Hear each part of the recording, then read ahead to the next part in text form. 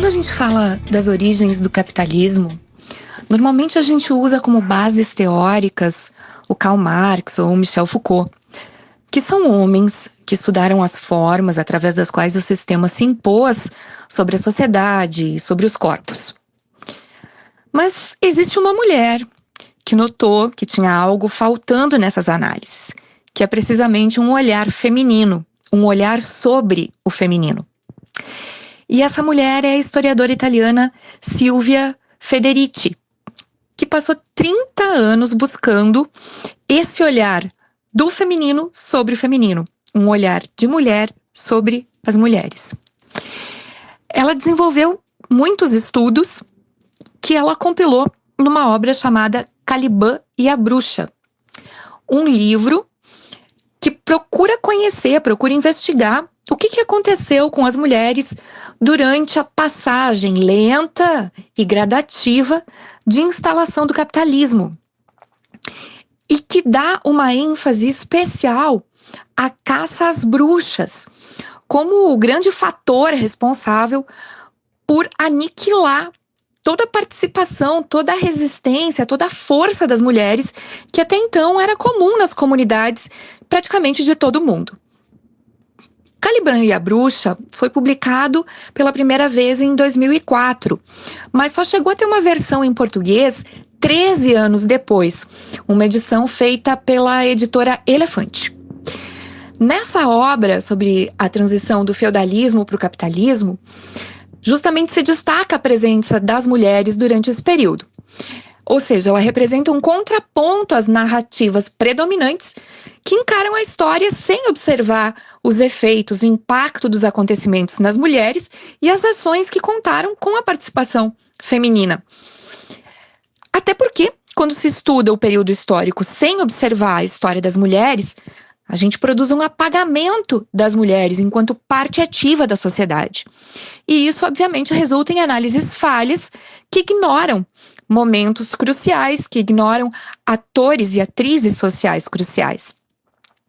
A caça às bruxas, as motivações da caça às bruxas e tudo o que aconteceu, que serviu como base para essa caça, é um dos pontos que passaram batido por diferentes estudiosos e bons estudiosos, incluídos aí o Marx e o Foucault, como a gente falou logo no início. A Silvia Federici traz informações sobre a história das mulheres, das lutas coletivas durante o feudalismo, da vida comum, do controle do corpo, dos corpos pelo Estado, que são primordiais para que a gente consiga entender as transformações que o capitalismo provocou, especialmente para as mulheres. Ela expõe como a caça às bruxas não foi simplesmente uma coisa que aconteceu por conta de crenças, de religião, né, de fé próprias de uma época, como alguns ainda teimam dizer. Ela consegue relacionar todo esse movimento de perseguição que acaba na morte de centenas de milhares de mulheres com a exploração do corpo, com o controle do corpo feminino, que é necessária para a construção do proletariado e para a manutenção de uma lógica capitalista. Aliás, para a formulação e manutenção de uma lógica capitalista.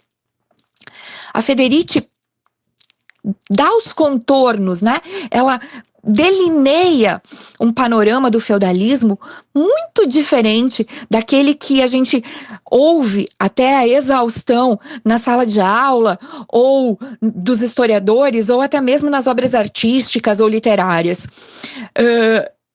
Ela nos diz, e aí eu tento citar uma entrevista dela aqui. Não foi um período de damas, cavalheiros, capa e espada, ou um período tranquilo. Foi um período de muita luta social, porque as pessoas percebiam que elas estavam sendo afastadas da terra, que elas estavam sendo afastadas da vida comunitária, e que era um período em que o capitalismo estava sendo gestado, né? Até aquele momento, até esse momento de capitalismo embrionário, existiam mulheres com acesso à terra. Lavradoras, parteiras, curandeiras, pedreiras, mulheres que tinham conhecimento sobre a natureza, sobre a cura, sobre ervas, que tinham autonomia sobre os seus corpos, que decidiam sobre reprodução, né? Que decidiam sobre aborto, sobre gravidez, em que processos reprodutivos estavam em pé de igualdade com processos produtivos. Por isso, a caça às bruxas é tão central nesse momento, porque ela vem como uma forma de sequestrar das mulheres toda a autonomia de que elas desfrutavam. As bruxas são apresentadas dessa forma como servas do diabo. Na verdade, elas são todas as mulheres independentes, autônomas, empoderadas, sábias, irreverentes, muitas vezes pobres e solteiras, que morriam nas fogueiras, que queimavam e que, junto com elas, queimavam a resistência, que queimavam a negativa, né? Que resistiam ao capitalismo, e ao queimá-las, os homens queimavam a resistência a esse novo modelo.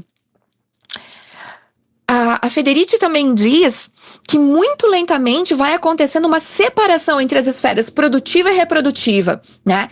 E que essas esferas, à medida em que se separam, elas são hierarquizadas. Então, se hierarquiza a divisão sexual do trabalho. E aí ela explica que enquanto as mulheres ficam confinadas ao espaço doméstico, ao espaço do lar, elas também são condenadas como bruxas, né? Aquelas que se recusam ao confinamento do espaço doméstico, do espaço privado ao lar, elas são bruxas, né? E os homens passam a ocupar o espaço público, né? Passam a sair da esfera doméstica, a ficar fora da esfera doméstica, a dominar a esfera pública e a receber pagamentos, né, pelo trabalho que desenvolvem fora da esfera pública. O que sobra para as mulheres é só o trabalho reprodutivo. Ter filhos, ou seja, em outras palavras, reproduzir a mão de obra, pelo que não se recebe nada, né? Gerando uma dependência para a sobrevivência daquilo que os homens recebem. E aí a Federici nos diz que o grande problema é que a reprodução dentro do sistema capitalista não é vista como um trabalho. Ela é vista como um dom natural, biológico. E as mulheres, então, vão pouco a pouco sendo afastadas do trabalho e vão se tornando dependentes dos homens. Porque os homens é que fazem a riqueza, que produzem a riqueza, que ganham dinheiro. E aí, essa implantação gradual acaba fazendo com que a opressão feminina, com que o afastamento das mulheres do trabalho passa a ser naturalizado, passa a ser visto como normal. Quando, na verdade, é uma base cultural e socialmente construída a serviço do sistema capitalista e que funciona muito bem até hoje. Para Federici, a caça às bruxas é um mecanismo que se repete ainda hoje de outras formas, com outras apresentações, né? Com outras embalagens, e sempre se apresenta de outras maneiras, né? Com outras roupagens, quando o capitalismo passa por algum tipo de crise e precisa se reafirmar. No Caliban e a Bruxa, ela nos conta, ela nos traz como exemplos a perseguição e a catequização dos povos nativos na colonização das Américas e da África, as escravizações, a Guerra Fria, os processos de crescente violência contra as mulheres atualmente, contra pessoas negras, contra pessoas LGBTQI+. Enfim, ela chama isso de processo de colonização global.